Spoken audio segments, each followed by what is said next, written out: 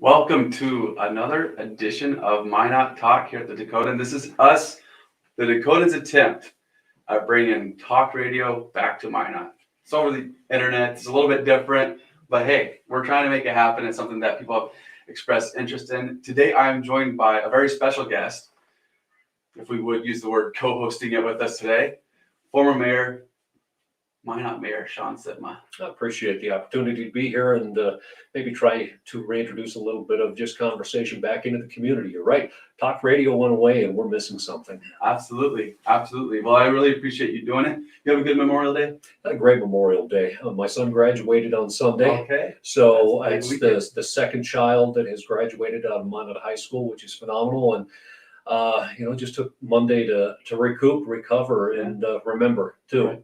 Absolutely the point of Memorial Day. Absolutely. So you're not going to jump into the conflict of Minot North and Minot South or whatever. There's not a conflict, a rivalry that's going to form here in the next couple of years. Rivalry is a good thing. It is. It actually spurs a lot more competition even within the community, and I think change is always difficult. Right. So whatever that ends up being, I know there's going to be a couple of years of that tough transition. Yeah. But I think overall it's going to be a good thing for the community. Yeah, definitely excited about it. It's close to where I'm at in town, and so definitely excited about it. Do want to let everybody know that's watching this, we have some pretty exciting podcasts that are going to be released over the next couple of days. We have an interview with U.S. Representative candidate Julie Fedorchak. That was a great interview that took place last Monday. We have an interview with local Minot City Council candidate Mike Gietzen and Dr. Padragula that will be coming out soon. And then school board Derek Trudell, and one more with Christina Wolf from District 38. So a lot of great content that's going to be coming out over this week and a little bit to next week. So make sure you subscribe to the YouTube channel so that way you can be alerted when those come out. Pretty cool. But every Tuesday, 2 p.m., we're doing Minot Talk here at the Dakota. If you're interested in an audio-only version of it, let us know. Reach out in the comments. Hit us up. We'll get it out there for you. We'll get that set up. This week, as already mentioned, we're joined by former Minot Mayor Shaun Sipma. And next week, we have a former councilman that I believe served with you, Josh Wolski. So, absolutely. Yep. He served his 3 years or so. I'm trying to remember because we had those odd year terms at the beginning of the transition. Right, yeah, which we get to talk about today. Absolutely. That's going to be interesting. You guys were back in the old city council. You never got, you didn't get I did serve on the council of 14 for 1 year. Okay, but did you get to be in the new chambers? No. You barely missed it. I missed that by a year. Good, bad, or otherwise. As I tell lots of people, it was okay that I lost the mayor, but I do actually wish that I would have been able to experience the new city hall at least for a little bit. Absolutely. It's very nice in there. On June 11th, we've been pushing this big. If you don't know what June 11th is, it's primary day. So I'm sure you'll be going to the polls to vote. Absolutely. It's everybody's job as a citizen. Right. We think about all the people. We just had Memorial Day, all the people that have fought and died for our freedom. This is the duty of every citizen of the United States to go out and cast their vote. This is their voice. Yes. You have to go out and let your voice be heard through voting. Right. And primary day sometimes is overlooked because it's not a presidential. And everyone thinks that their vote is, I need to vote for the president, which is an interesting thing because that's probably where you still need to get out and vote for that. But that's probably where your voice is least heard, especially in North Dakota. But in the city council race, locally, this is as important as it gets because this is where the city leaders have decided. This is decided then too on the county side and who's moving up to that November election. But this is the time to get out and vote if you have an opinion, and you should have an opinion because they can watch a podcast and find out what all the candidates are saying and who they think has the best attributes to move forward. But local government is as close to local leadership as you can get. Absolutely. So make sure June 11th that you get out and vote. And then that evening at 7 p.m., we'll be going live. We'll be covering the results as the Secretary of State releases them. So that will be kind of held to whatever happens with the Secretary of State. Sometimes that can be interesting, but it's going to be a great time. We'll be interviewing, talking with candidates as they see the results come in to see how they're doing. It's going to be a good time. Make sure you are with us 7 p.m. on primary day, June 11th. So great things. All right, want to talk about 2 events, and then we're going to get into city council. All right. 2 events. One, the Hot Tots opening day tomorrow. That's exciting. It's baseball. There's something about smelling, and now granted, Corbett has turf, which is phenomenal, but that smell of summertime out at the ballpark, you've got the food cooking, you've got the baseball players that are out there on the turf. And they've also got the honeybees that are coming this year. So this is the introduction of summer to Minot. I love this time of the year.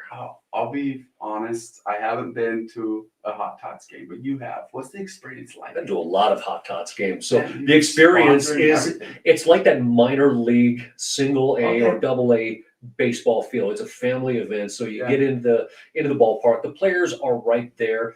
You see kids going up and asking for autographs. You've got some of the mascots right there. They've got burgers and dogs. They've got the concession stands. They've got different things that you can interact with at the ballpark. And it's just, it is an entertainment venue. So it's awesome. And the games go by fairly quick. And I think the level of baseball professionalism, even at this level, would surprise people. There is a lot of athleticism. These are some of the best college players that are out here trying to make their way up in the ranks. So they're out there giving it everything they've got. It's a great time. It's a great family time to be out there. Very neat. So make sure you get your ticket for one of the days. Opening days tomorrow. If it's too late to get that, be a part of that this year. Another interesting one is something that Shields is doing. They're doing what they're calling a Pedals and Pie. This is happening on the 30th. It's a Thursday. And they're taking a bike ride, family bike ride from Shields to Mattia's. It sounds like you can get pizza and stuff like that. It's going to be a good family time. So a lot of family events coming up this week. That's good. It's good. And that's probably just a couple of the many that are at the farmers markets right around the corner. You take a look at all the baseball programs are kicking up for the summer. There's a ton of stuff for people who say there's nothing to do, man, they need to get out of their shell. You're right. You go to Facebook groups or even visit Minot, you'll find a ton of events that are popping up all around Minot. One of those events will be next Monday at 5:30. Another city council meeting coming up. Obviously, that's every other week, but that's what we're going to talk today. Last city council, there was some interesting topics that were brought up, and one of them was a liquor license. We want to talk about that, but something that we have been bringing up to candidates that are running for office is what their opinion is on the now at-large system that we have for people getting voted into office to be a councilman or woman. Before we had, I believe it was 14 members that were voted from wards in the city of Minot. We had 7 wards, 14 members, and it was an interesting dynamic. And the reason I say interesting is because as myself and a number of other people started looking at why the council, just to be blunt, wasn't as functional as it could be, as it should be, as it has to be, was the number of council members from these wards that either were appointed or ran without any kind of competition, anybody running against them. And that was the overwhelming majority of our city council. Every now and again, you would have a contested election. And so you saw almost that apathy. You didn't have people running. You had some people that were appointed and those that would show up at city council meeting. And I'm not going to go into names, but it used to be that every council member would get a packet. What we see as the online PDF now used to be a paper packet. And you would see a number of the council members walk in and literally open that packet for the first time at the meeting and start looking through moments before they were going to do their voting. That wasn't everybody. But the number of them that I saw, I covered city council from 2001 to 2013 as a journalist. And you learn a lot of things and you see a lot of things. And you could see those who are genuinely engaged and those that they were there because they had served once already and nobody was running against them. And we came to the conclusion and looked at a lot of other communities that had a lot more functional, more aggressive city council in terms of leadership and helping, I think, navigate the dynamics of the community. And we went through a number of iterations in looking at what we thought as the Make Minot group would be more, I think, more pivotal in the community. And that's where we came to the council that we have now. So we'll talk about engagement a little bit later, but one of the things that we have heard a lot in this election cycle from candidates is about how there's this lack of engagement. And a lot of times it's being put on this current city council that they don't engage enough with the community.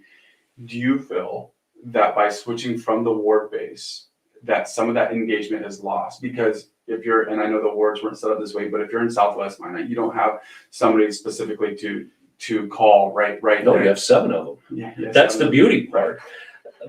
My answer to the folks who say that it's not as engaging anymore is we learned from the past, right? Mhm. Take a look at the council of the ward system, and it was even less engaging in that sense of people still were not showing up in the let's take the last 4 or 5 years before that change happened. Yeah. And there really wasn't any difference in the sense of people engaging with the aldermen, unless you happen to be walking your dog and ran into one of the aldermen that might live in your ward, which were fairly small. Right. But in terms of engagement, now you have access to all 7 of them, and there's never any scapegoat saying, hey, that's not my ward. Well, guess what? The entire city is your ward, and you are responsible for every single person in the community in the sense of being a representative of them. So I've heard that a number of times, and I think it's a cop-out. Think it's a cop out. I think it's a cop-out.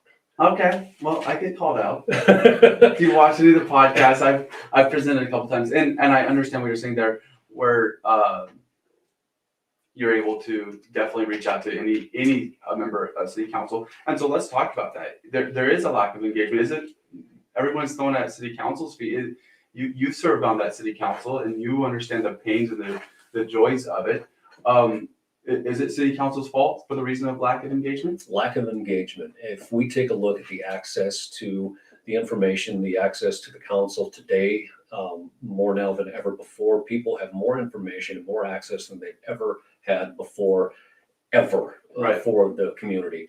If we just want to talk about information, you've got YouTube, you got Facebook, you got the website, you've got all of the information that's uploaded. If you need to get a hold of an alderman, you have not only the access to them directly at City Hall, you can call them, you can meet with them, you can email them, you guys, their addresses are online. Their addresses are online. And there are a good number of aldermen who do go out of their way to communicate. Yeah. The folks that often argue that they're not accessible, they're simply not putting forth the effort. Right. And that's the word right there, the effort. Because if you truly want to engage with city council members, whether it's an elected council member or the mayor themselves, I can tell you I took more phone calls and I took more emails as mayor or as an alderman, and I did my best to meet in person with coffee. And I sat down with a number of people for coffee or even just met them at City Hall to talk. And it's amazing how much or how little many want to engage. They want to engage through, and I'll use the name, the Minot Whiners and Complainers page. Right. They'll put a post up there and they expect engagement through that avenue. And that is not productive. So it's I think more accessible today, more now than ever. And I've heard a number of other people say this, that this isn't unique to Minot. People say that they're not listening, they're not engaged. Yeah. Because they're not interacting through the secondary or tertiary social media aspects. Pick up a phone. That's a lost art. Yeah, it is becoming a lost art very, very fast. So some are saying that a form, so basically we mentioned engagement, but the secondary thing is they're not being heard. So they're like, let's create a forum, a monthly or every other month forum where people can feel like they have more conversation. And I think the question doesn't come from, do we need to establish a forum that can be decided by people when they're elected or otherwise, but should there be more conversation that's held between the mayor, between the aldermen and women at council meeting and those that are bringing up points of contention or whatever? Sometimes it just feels like they go bring up their point, they drop it, they walk away, their 3 minutes is up, their 5 minutes is up, whatever it is that day, they walk away, and the next person gets up and speaks. Should there be some more conversation there, or is that dangerous? I think that I wouldn't say it's dangerous. Yeah. I think the issue comes down to efficiency, expediency, and expectancy of reality. So we take a look at the state legislature, who meets for, 4 to 5 months, depending Right. on every 2 years. And they do have different committees that break down, and if they're using that as the example, you literally have to spend a significant amount of time, hopefully to get a couple of minutes to go down and have that conversation with legislators. And if we're going to throw that exact same process into the city council members, we're looking at transitioning to a form of government that we had heard specifically and very directly that people did not want to see, and that's full-time city elected council members or a full-time mayor. So I think it comes down to what is the reality of expectation? Do we, let's walk down that road for a second and say, okay, if we're going to have a forum once a month, people show up and they can just talk with the city elected leaders, we would have to have meeting notice, because that technically would be a city council meeting if you have a majority of elected leaders there. No decisions could be made. It would be nothing but open discussion. Okay.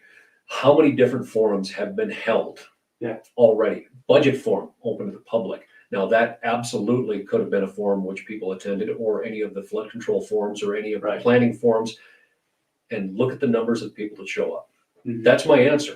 It's less than a dozen on a very regular basis. So if we're serious about walking down that road into requiring a greater number of meetings, maybe we should start attending those that are already available and showing that the need is there, rather than just saying it, well, they're not engaged enough, they're not available. There are definite times where there's forums and, people might watch it on YouTube on the back end, but when it doesn't, people show up at those, it is disheartening. And that was actually one of the things that back when in Make Minot world, when we were trying to, spur more community engagement, one of the efforts was getting more people to run for seats. That has shown that is actually working. But the engagement, the direct to the elected, just has not taken hold. Not unique here. Everywhere across the country, you hear the same thing from the Bismarck Commission. And yes, it would be nice if we had the forum even during city council meeting, but then on the other hand, you also hear people saying those meetings are 3 hours long. So where's your balance of true democracy or democratic republic? Because it's two different things. It is not the same. So we live in a world where through history, there's always been ups and downs in the engagement, but it seems like right now we live in a world where people are very in tune to political things.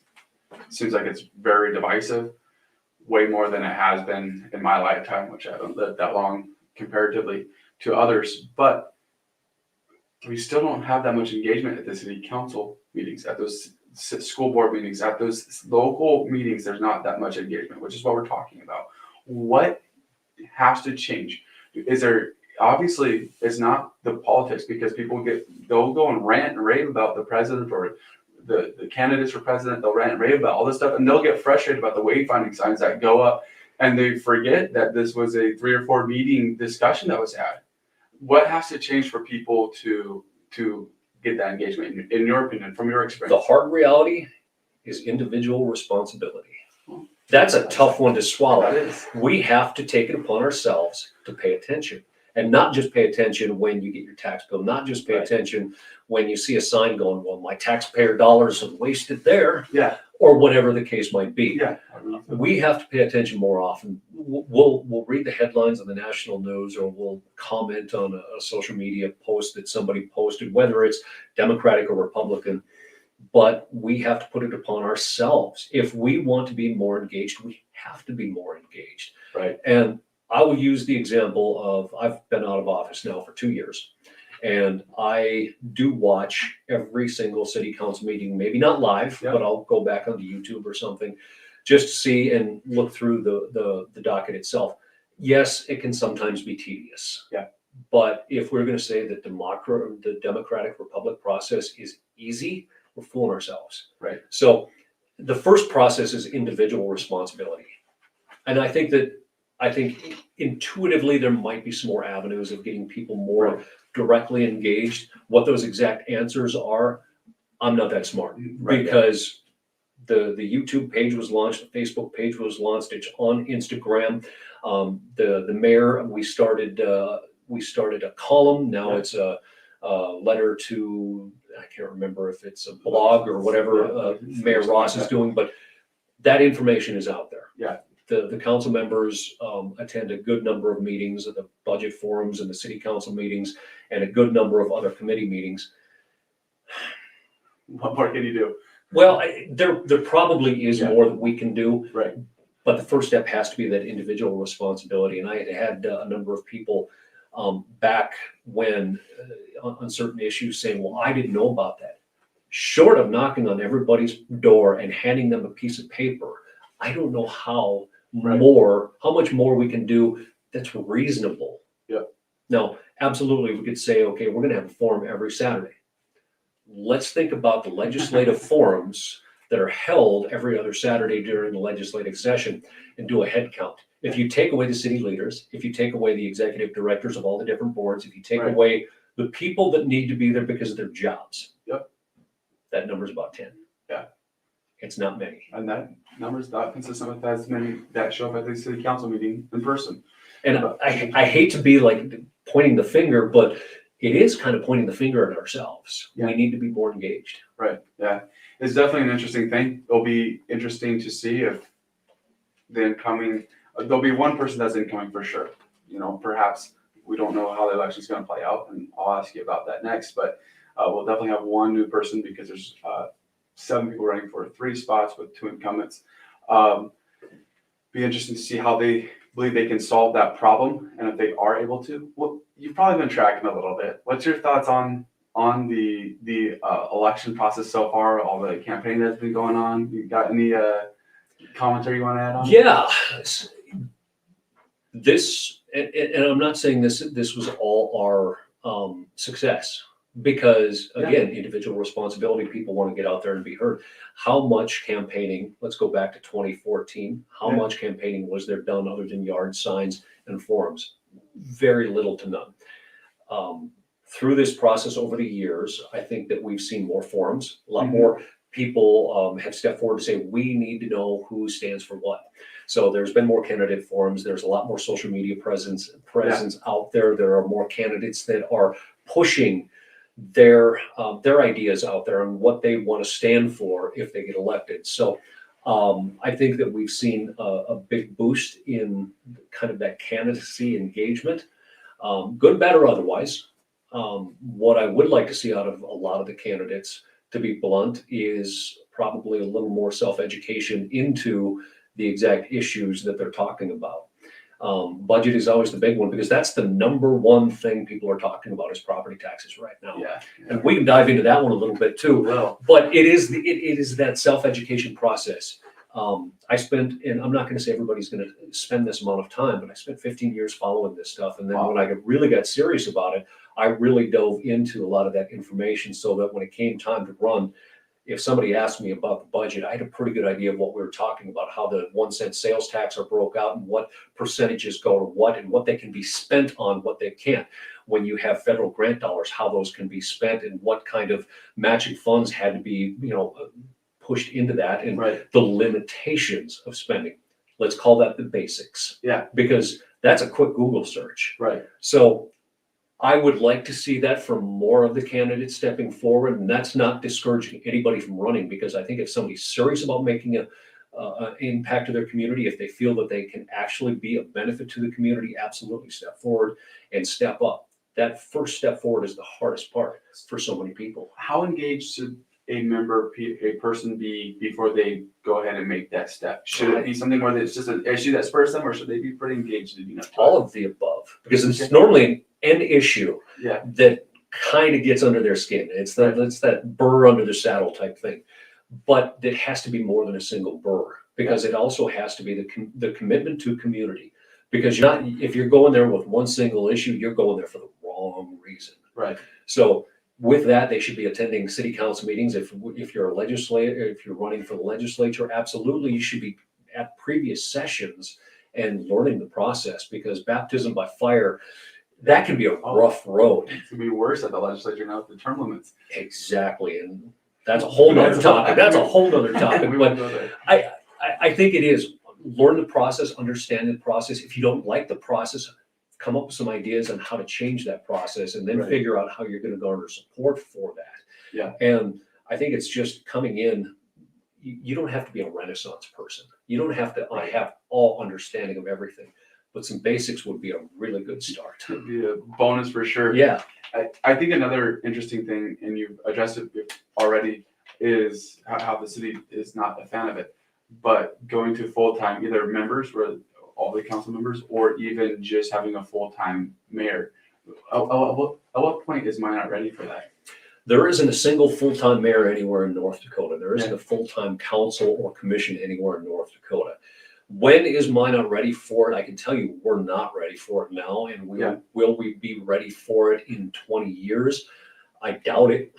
Yeah. Simply because we are the fourth largest community in North Dakota. Right, And yeah. Fargo is still operating under the premise of where it's at. Now, granted, they do pay their elected leaders way more, regardless of what you read online. I don't think that we're ready there. And I truthfully, when I ran through the Make Minot, I went out and gathered several thousand signatures myself. That was the one resounding fact when we asked, do you think that Minot needs a full-time city council or a full-time mayor? And I tell you what, the percentage that said no was about 95, and 5% that, to be blunt, had no clue how anything operates. Yeah. They're the ones that said yes. Yeah. Of course.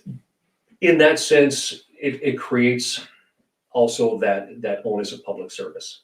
It should be something that is tasking. Right.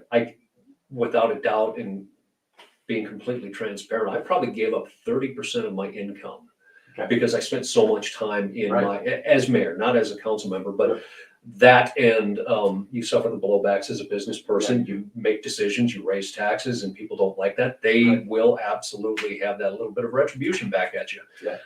There's a commitment, there's a sacrifice. I think there's a lot of merit in that. You've got to be truly passionate about doing it and not doing it because it comes with a self-sustaining paycheck. Yeah, we're not talking about a position that's. I'd be surprised if you only spent 20 hours a week, which is part-time, right?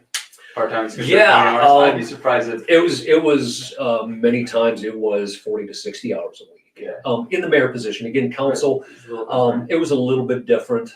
You can spend as much or as little time as you want, but there's definitely a commitment for council members.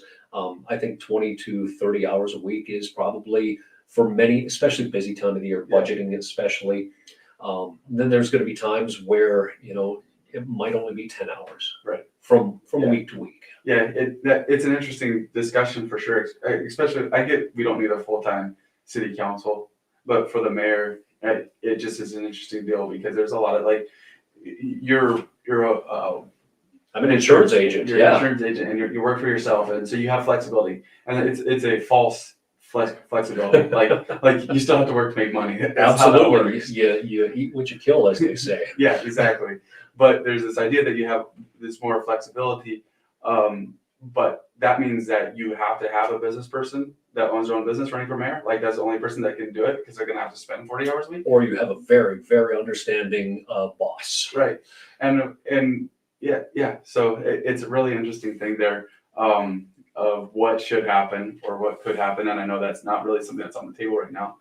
Interesting discussion nonetheless. One topic that is on the table is the liquor license cap. And this came up at the last city council meeting, and it's a pretty interesting discussion. So right now, and we'll correct some things from last week, based on, right now we have a cap that's based on population. From my understanding, it's one license per 1,500 people. We have around 32 licenses in Minot, and it's a concept that is used, or a similar concept is used for other industries in Minot, such as medical marijuana dispensaries. And then pharmacies are limited to pharmacist-owned businesses, etc. So we kind of have this concept where one side would say that government is limiting business. Mm-hmm. That's what some would say. Obviously, you probably know a little bit of history on how this cap came into place. And specifically, we want to talk about the liquor license, not the other ones, because that's what's in play right now. I'll just ask this question. Do you know why that cap is there? Yeah, absolutely, I do. All right, tell us why. You have to go back and you have to learn the history to know where you're at right now and why we're where we're at right now. Exactly. So to do that, you go back to 1889. Yes. North Dakota came in as a dry state in the Union. Right. We did not allow liquor in or booze into North Dakota until after Prohibition ended. However, Minot itself became one of the best bootleggers cities through, and that's why we were called Little Chicago. The folks, and I would say the number of people at that time were associated with Al Capone, and they would ship booze in and out of Moose Jaw, Saskatchewan, down to Chicago. That's a podcast in itself. It's good stuff. Out of Prohibition came the necessitation of control. Okay. Hence the caps. Right. If you really want to dumb it down, those the folks who had been running the booze or who had had the blind pigs, the illegal liquor establishments back when it came out of Prohibition, we knew, society knew that there was going to be some need for maintaining what they knew was going to be profitable, hence the cap. They came up with a formula, and that formula has stood in place and has been tweaked only minor through the decades. But if you look all the way back, that's where it came out of, the control out of who was going to control the liquor out of Prohibition. Fast forward, it had been tweaked a little bit and moved. I think the only notable piece on Minot's liquor laws came in, I want to say it was the 1980s, and I might be off a little bit in here, where a convenience store had gotten a liquor license to sell beer and liquor, and then the city council, while this process was in play, went and changed the law, and then it got taken to the Supreme Court, and the Supreme Court ruled in favor of the convenience store, which is why we only have one convenience store, or had one convenience store for the longest time, that would sell beer and liquor, and that happens to be right across from Minot State University. That dates back to then. Wow. Fast forward to 2017, when we had kind of reintroduced the idea of we need to take a look at the liquor license laws and the cap, and maybe how this could be changed and adjusted, because yes, controlling business, it depends on who you talk to, can be a good thing or a bad thing. Right. And out of that, we came to the discussion of, okay, if we're going to remove the cap, it unfortunately does one thing, and it's called taking property away that Minot itself and other communities have done, created an actual piece of property, and that was a liquor license. Yeah. And so if you just immediately take that away, it's called inverse condemnation. Yeah. And the in taking of property, then you have to pay for that property. Right. Out of that came, okay, we're going to start tracking what the sale of liquor licenses prices were. So that changed out of that 2017. And then we were looking ahead to the census of, we knew Minot was growing. We were going to also start tracking it out of the estimated census, so that we could, instead of every 10 years, every couple of years, do that assessment, and whether or not more could be added. And the idea was, if Minot grew enough, it would devalue the current licenses by nature of growth. And maybe at that point, we would be able to remove that cap. That, of course, came in 2020. We saw some more issued. We saw the values go down. A liquor license in Minot used to be $350,000 or more. Yeah. And now it's, I think when the closed bids came in, it was 100 to 110,000, somewhere in that range. So that's kind of where we came from. Okay. And so if we go and remove this cap, then like you mentioned, you're just taking away property from people. And I get where that idea comes from, and I don't disagree with it, because it is property. Like, there's the fact. And the law says if you take away property, especially a government, you have to pay for said property. Right. So there's facts that we're messing with, right? Mm. But going and there's ways for government to get around it too. They could go and say, okay, that's fine. We'll go and issue 5 licenses for 1,500 people, and then all of a sudden you just up the liquor license by 5. They're all devalued, right? And you didn't technically take anything away, and everyone's still mad at you, right? So there's ways that they could get around that specifically. I think my question is, like, the one person saying, well, it's valued at 500,000, mine's valued at 500,000, like, and you mentioned in 2020 it was the Closed bids, yeah. Yeah, it was closed bids, and it was minimum of 100,000. Mhm. So, and you would know where those bids came back at. So I think, like, for me, it's like, shouldn't we? Why is government still messing with this? Like, I'm Because of Because the of the cost history. of unwinding it. That's really why I think where we're still at where we're at. and you feel like they would have to. They couldn't. It's not. There's something about doing. Not everything is expedient. You can't do anything that you want, but you feel like they should be for sure a payout if they go and they mess with it too much.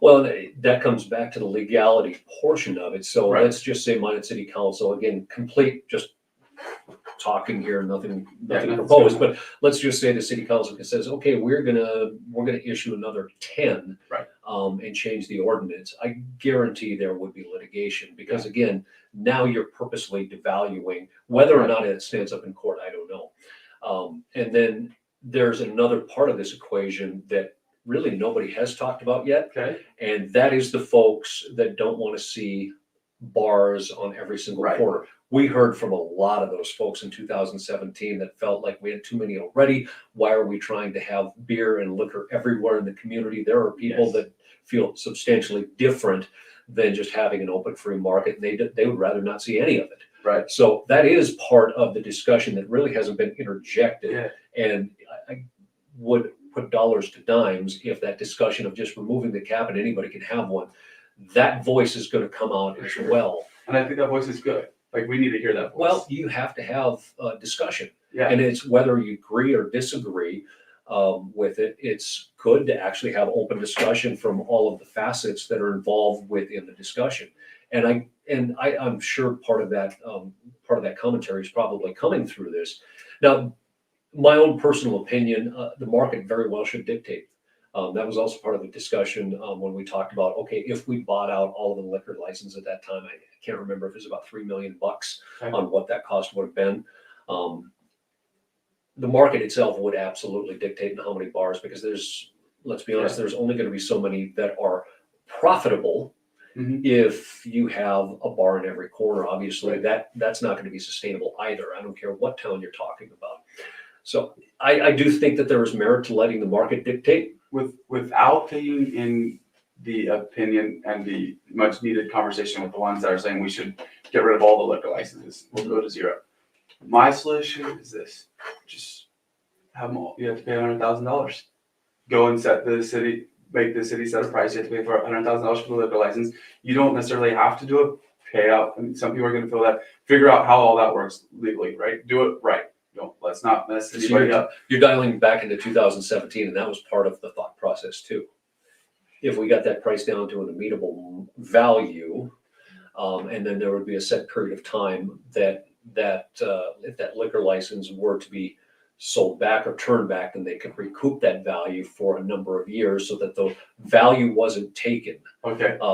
That was part of one of the proposals that was considered, but obviously didn't make it to the end. So yeah, it's been a number of theories and thought processes. We had met with, I think it was myself and Alderman Janser. I was an alderman at that point, Alderman Janser, and there was one more alder person that was involved with that discussions. I can't remember if it was Olson or whom it was, but we had the overwhelming majority of liquor license holders in that meeting room, and I can tell you it was some tense conversations. But I mean, this is the part, and like none of the liquor license holders will like me for a statement like this, but like Menards doesn't want Home Depot in town. Mhm. It's not fair to go to, and they need to be heard. I'm not saying that they shouldn't be heard at all. I'm not saying ignore the voice completely, because they can provide great feedback, but it's not fair to go to the competitors and be like, hey, should we do more liquor license? Like, no. And I fully understand where they're coming to. To get into business, they had to spend $300,000 Right, and- just to purchase this to and be that's able crazy. to do business. That's crazy. It's kind of the unfortunate situation that was created decades and decades and generations ago, It is. and we just haven't unwound it. I think Yeah. Williston did with a buyout of the existing licenses. Right now, that won't go over my eye. Not with the current budget situations and not with the current, I think that there is a way through it. And I think it's closer to what you just talked about, is that liquor license cost X. Yeah. And for those holders, they can redeem those if they want out for a period of years. I think that that's probably the most reasonable aspect through. I'm not an attorney. I didn't stay at Holiday Inn Express last night. Yeah. So All those things. that to me, and we would probably have to get an attorney's opinion on that, but I think that's probably the most reasonable way through that. Very interesting stuff. Another part that's interesting about it is, you mean all this stuff, this is the first time this stuff ever came up? So like life is cyclical. We live in every 8 years, we go and deal with the same problems over and over. It's like we've never talked about property taxes before. So let's do it. or what the budget itself is comprised of. Right. Yeah. You for these end unfair property tax measure? Am I for it? No, I'm not a socialist. Yeah. And I say that very direct because when you think about demanding services and demanding certain aspects of a community, but you want somebody else to pay for it. Yeah. Gosh, that sounds like a lot of rhetoric coming out of Washington, D.C. Right. Now, that being said, I think that there's definitely some substantial challenges budget-wise. I've heard a lot of the candidates, I've heard a lot of people say property taxes are out of control. Right. We also have to admit one other thing. Inflation's out of control. It is. One is absolutely responsible for the other. So with that, can we say, okay, we just need to get rid of property taxes and see what happens? The argument has been made that the state has more than enough money to pay everybody's property taxes. If you take a look at the proposed referendum that's being passed around, that's not all of the story. Sat on a podcast with Mr. Becker and reading through the exact verbiage of that is the state would be responsible for the budgets that were passed in 2024, nothing more ever again. Gotcha. So it would lock all services into the 2024 spending level with two exceptions. You can special assess beyond that, and you can do sales tax beyond that. Sales tax might work for Bismarck and Dickinson and Minot and Grand Forks and Fargo, but for the Sawyers, the Velvas, and everybody else, that's option out. They're not going to be able to garner enough sales tax.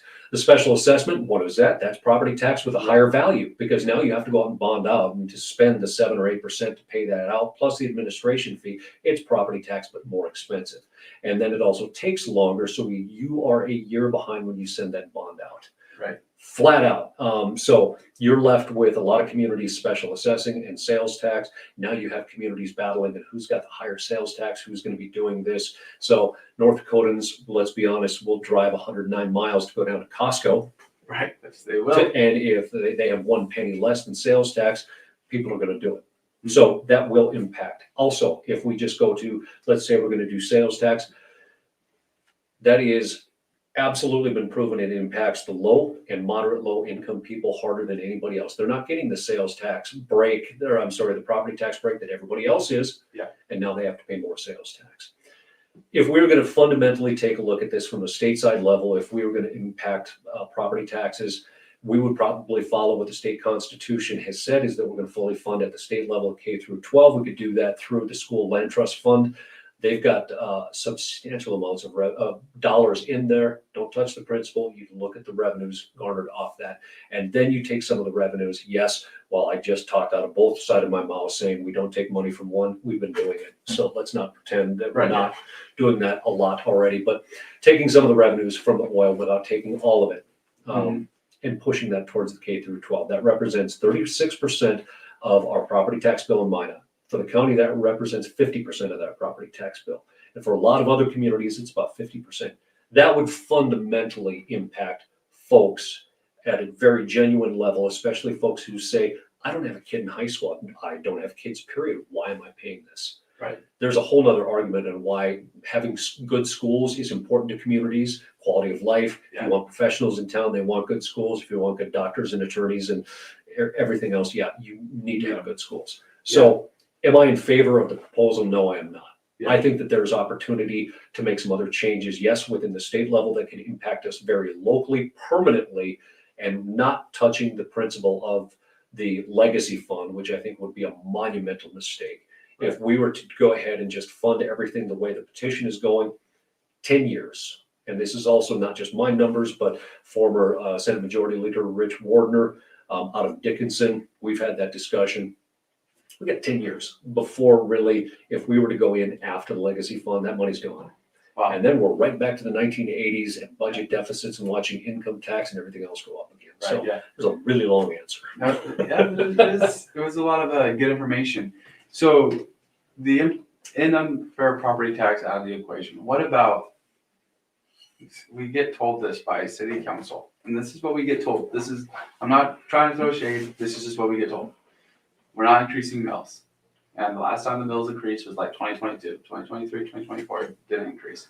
But the assessment values keep going up. And this is just a classic argument. We're not groundbreaking here, right? But you sat behind the dais. You got to fill those people coming in once a year for the budget and expressing their concern about property tax and all that. Is there a solution to that? With the values keep going up, the property tax keep going up year over year. We're at a $200 million budget now. Is this steady? You've seen these budgets in detail. You sat through the 30 hours or whatever it is in a budget tour multiple times for years.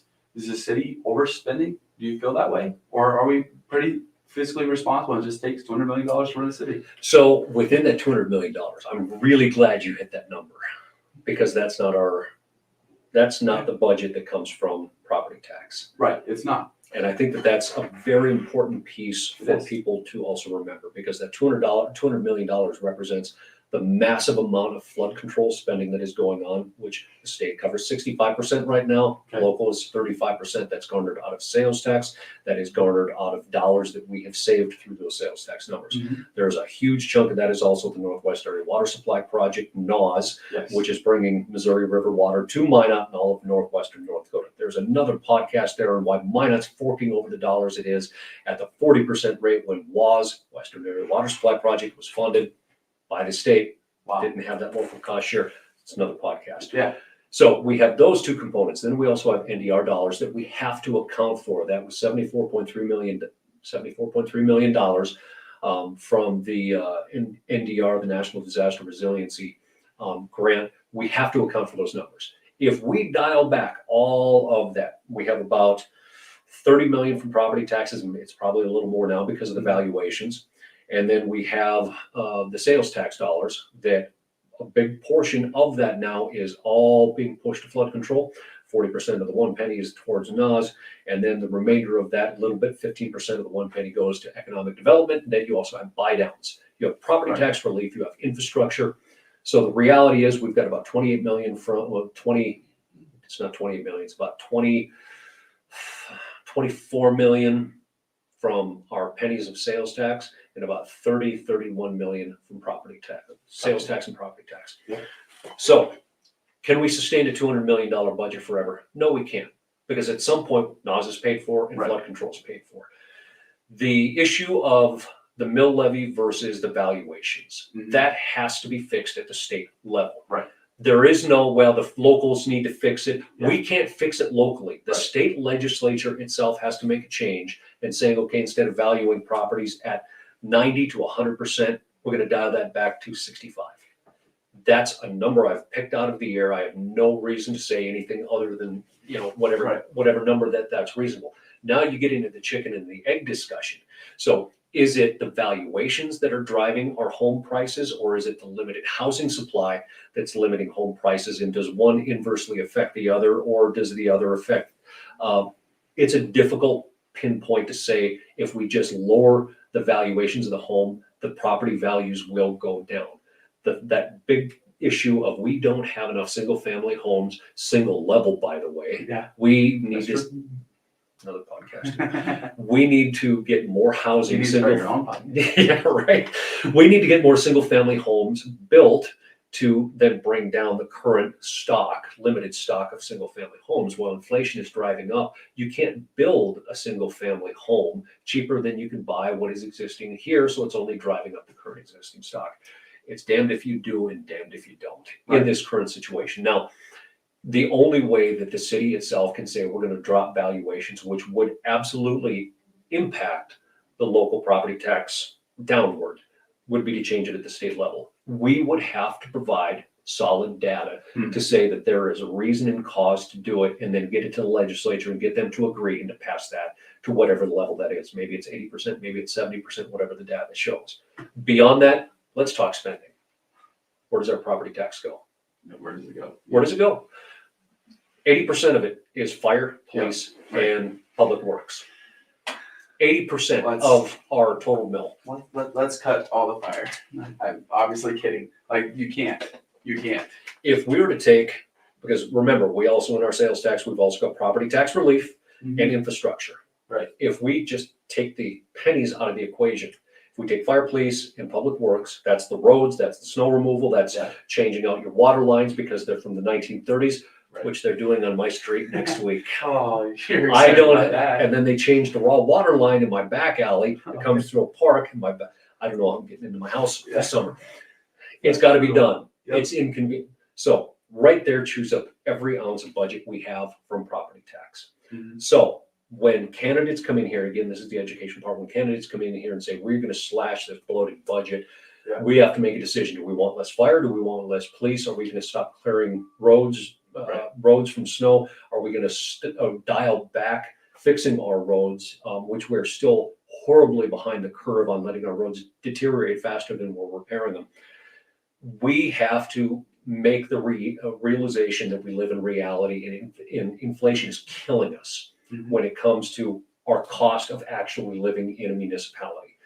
And beyond that, then the discussion of, okay, if we're going to start prioritizing, where are we best spending our money? You mentioned the wayfinding signs. Yeah. Back in the 1990s, this idea of this 15% of one penny came out for the Magic Fund. Mhm. And the Magic Fund, whether people want to admit it or not, has provided some jobs at times when Minot was not economically growing. Okay. So it has done parts of its job throughout the years, and for a long time went silent because of an oil boom. Now, because of a number of studies that have come out, if we want a vibrant community with people that are that arrive here, whether it's the state fair or whether they're coming in, passing through on vacation, Right. and see signs that say, you know what, here's what this community has. It has been shown around the country that people actually go to those places. They may come into the state fair and say, wow, I forgot about the Roosevelt Park Zoo, or I forgot Yeah. that Corbett Field's in here, and by Right. the way, there's a Hot Tots game, or whatever the case might be. It's the same mechanism on why grocery stores and convenience stores put candy right at the checkout line. Yeah. It's that convenience idea, or that impulse idea, that if people see it enough, they're going to go and do it. Right. So it's been proven to pay itself back again. And for the council to go ahead, I was in favor of it because it does make our community look more vibrant. It does show people where things are at. And at the end of the day, it also falls in line with what voters approved back in the 1990s, and saying we need to have things that make our community more economically progressive. Right. I know that's a scary word, but economically progressive. If people want to change how economic development is, great. Let's draw up whatever that idea is and send it back to the voters. Which they should engage, because as already mentioned, so I don't know if you've seen it, we talked to Jennifer Kling from the city. She is in charge of community engagement, and they had like 300 plus comments on their post when they posted about the wayfinding Mhm. signs. 300. And if you went back, and I talked with Lisa Olson, and she said that there was more engagement in those meetings with the wayfinding signs. But when's the last time you saw 300 people show up at a council meeting? Has that happened? Absolutely. I can tell you exactly when it was, February of 2012. 2012. So When we were around approving flood the flood control, Yeah. whether we were going to buy out my house or whether the Maple diversion was going through, that was the last time. I will say this, and it wasn't 300, but we probably had 50. The flag. Oh, yeah. The flag. That. Yeah. I'll Which is I'll still own that incredible. every little bit. That was the last time that we probably had 50 or so people in council chambers. But think about that, because that's something that still gets talked about today. Absolutely. It still comes up, that flag, and we had 50 people actually show up to talk about it. Mhm. Those are But- crazy numbers. 50 people, 300 comments. So then it begins the question, not the argument, but the question. is it the 300 people that are against? Not all of them were against, Not by all the of them were way. against. There were quite a few people that said we enjoyed it. Yes. Where are the other 46,000, Yeah. 700 people, or however many voters? Where are they at? Right. Yeah. The engagement. Yeah. If you don't like something, if you like something, and to do it respectfully, make a phone call. You know what? Saying, hey, I appreciate that. Or, hey, why was my property tax used on that? Oh, it wasn't used on that. It was from the sales tax. Yeah. Well, I don't like that. Okay. It is about having that conversation though. And It is. it should have been 3,000, not 300. Yeah, you're right. I want to ask one more question on the budget, basically. And that is, an idea has been proposed, and it sounds like an interesting idea. Now, I'm not as knowledgeable as I should be, and we're working on that. There's a lot to learn. Got to start somewhere. Got to start somewhere. But basically, take this year. How much of a budget, and give me all statistics are lies, you say. So give me a random statistic estimation of how much of the snow budget you think we used for the city this year, with it being a down snow year. Like, say 50% of the budget. It don't matter what the number is. Man, I would be surprised if we burned through even 30% of that budget in the terms of actual diesel, cutting blades, equipment wear and tear. We still have to buy the equipment. We still have to pay that equipment. We still have to pay the employees. I could only guess. Maybe that number's 40. I don't know. Who knows? So, but then there's the remaining whatever other percentage that is. So say from 50 to 70% remaining budget. And basically, from my understanding, and so you correct me where I'm wrong here, that sometimes it will get reallotted towards other things, but that can also just go into reserves, correct? Yep. So most of the time, that literally just falls into the reserve category. And a number of things can happen there. In the last couple of budgets, we pulled out of reserves to balance the budget for certain line items that we knew were going to be more expensive because of inflationary costs. And it can also be pulled out of reserves in horrifically bad years where you go tremendously, 2013, 2018, 2011, not just on flood, but snow removal. So you have those reserves that can be used for public works activities. And it might be, okay, so instead of snow removal, we're going to chip seal, or we're going to do some other things to take care of those roads where we just didn't budget. We didn't budget because we didn't have the money for it. So does that happen mid-year, or does that typically happen the next year? All of the above.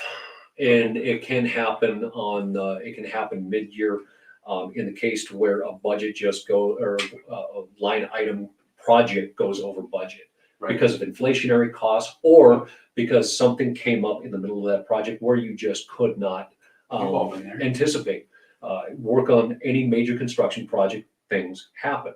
I'll use, and this wasn't a public works line budget, but let's use the big Third Avenue technically, Third Avenue pump station, flood control, where they were digging way down, and then they had to shut everything down for a period of a week or more, which is all time is money, because they found some charred remains and they were thinking it was historical artifacts. And that was in the paper, if go back far enough.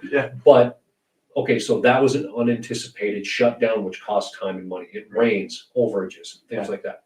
So there can be mid-year or that carryover dollars to where they may say, okay, well, we know we're going to have to buy a new road grader here. We are now going to push those dollars because that road grader costs 5-10% more when that purchase is going to come up down the road. So it can be any number of things. Thankfully, through the budgeting process, they might not, at least in my time, is not a use it or lose it mentality. That's good. That's good. So we at least are trying to budget or put those money in reserves to when we truly do need it. And we see a lot of those times where even in the interim, when Mayor Ross was elected and they had an appointment of a position, and they came in talking about trying to get rid of any and all of these mid-project budget amendments. Okay. Well, work in construction, work in any major project, things do happen, things change. I mean, you go and try to paint your house and things happen. Yeah, It just- the lumber can go up, as we saw in 2020. Right. Lumber went up through the roof. Try to budget toilet paper in 2020. Yeah, exactly. It's just things happen fast. Well, we're getting to the end here, but there's two things left, and one of them will be quick. The other one we'll see what happens. We kind of already like brushed over it a little bit, but the speed of meetings. This is another thing that's came up. City council meetings. It's been great to learn about city council today. So I really appreciate you doing this. But we were talking a little bit before we went live about the speed of meetings and the history of it. And first off, I don't know, but also I think that it's interesting because if you're not really engaged, I don't think people understand how city council works, period, let alone the history of how it used to. And so we only go and make a judgment based off what we see today. We talked about that with the liquor license cap. So speed of meetings. There used to be, from my understanding, like subcommittees that was consisted of. You had the airport committee, you had the finance committee, you had the parks, or you had the recreation committee, where that actually got moved over with parks now. So there were a number of different committees that handled things. Those meetings could last anywhere from 5 minutes, took longer to do roll call than it did to actually get through the meeting. Wow. And you had some of the meetings, and you still do have public works committee, the planning committee that themselves can run half hour to several hours. Yeah. So it just was dependent on the committee itself. And so then they got rid of that, and they went to where we have 2 city council meetings a month. Correct. And We only everybody's used to have one city council a month, and that was on the first Monday of the month, I believe. Yeah. If I remember right. Is two enough? I mean, we're not just here, and I understand that we got full-time city manager, we got full-time city staff, right? But the salaries get approved at these city council meetings. Yep. Like this is the business of the bills. city. And that was actually one of the biggest challenges that a lot of contractors had is if you miss that cutoff, you might not get paid for 2 months. Wow. So when we did move that to 2 meetings, that was one of the tertiary benefits. Now, if we say the meetings are just getting too long, the question is, let's dive into some of those meetings and why they're taking so long. That could be anything from a few elected council members that are pontificating and going back and forth and back and forth and back and forth. Right. That absolutely can drag out meetings.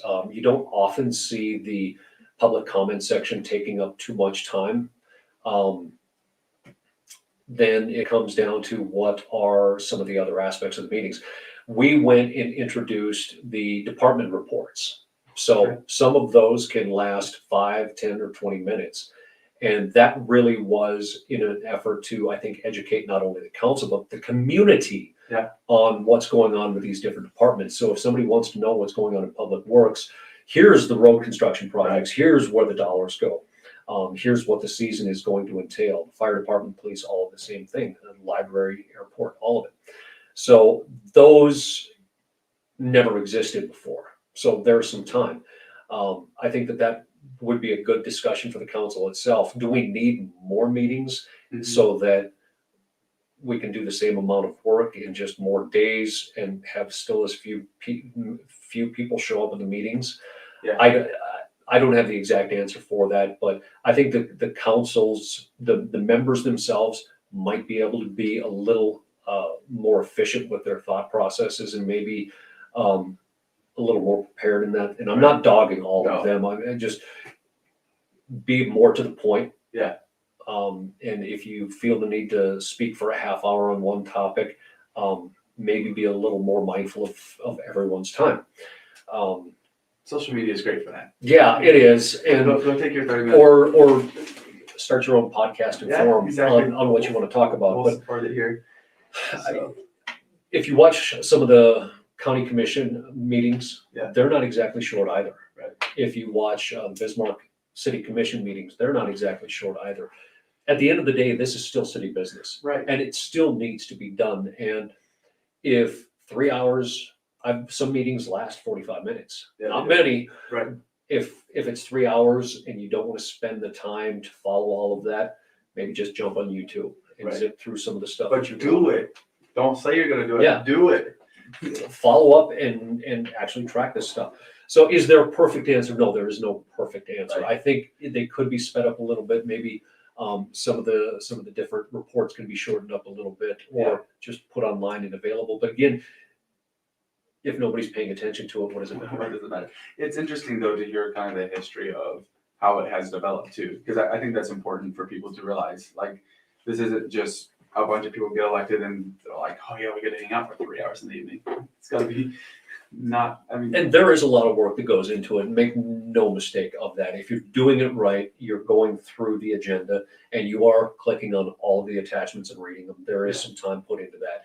And then also, if you don't know exactly what all of the back history is, it's reaching out to that director, reaching out to the city manager, and meeting with the city manager probably once a quarter for a few hours of meetings, and just basically, letting them know what your concerns are as an elected official, relaying some of the information if you're getting any from the public, if you've got some ideas on how that might be brought to the council, because not everybody knows the perfect process to get that. Do we need to vet that through some of the departments first to get some of the accurate data?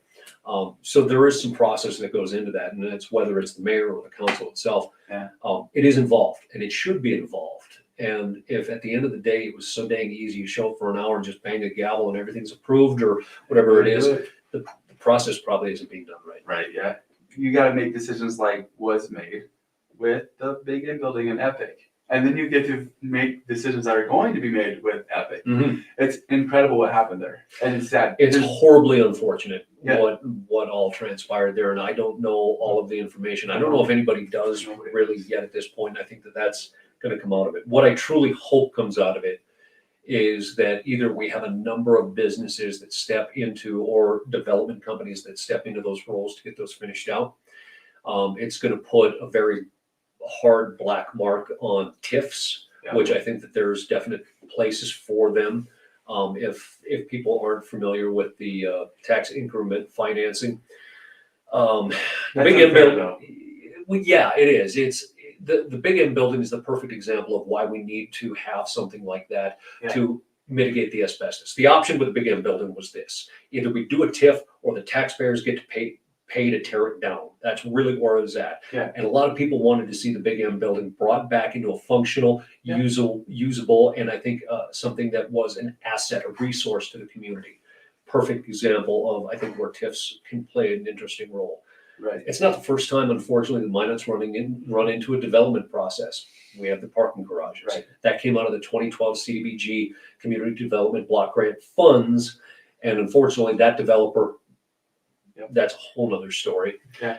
But this isn't just Minot, and that's why I say it's really unfortunate, because this is Fargo, West Fargo, Bismarck, Grand Forks, Dickinson, Williston. This is a North Dakota-based company, and I'm really interested to find out what all transpired through this. I hope all of us as communities around the state can find a way through, because let's be frank. If the Big M building, when it comes back online, that's going to be a huge asset to our community, not just downtown, but to Minot. Right. And to have a facility like the tracks that are out by the new hospital, and providing a lot of living spaces. Right. And we just talked about the shortage of living spaces in this community. We need them. And to have an entertainment venue that's kind of centered in a residential/commercial area. We need stuff like that in this community, and I hope that the community doesn't just completely throw the big old wrecking ball into the premise that we need to invest in the community, because we need investors in the community, and they can't all be local. Right. The argument that I saw online is that's why we need to keep it local.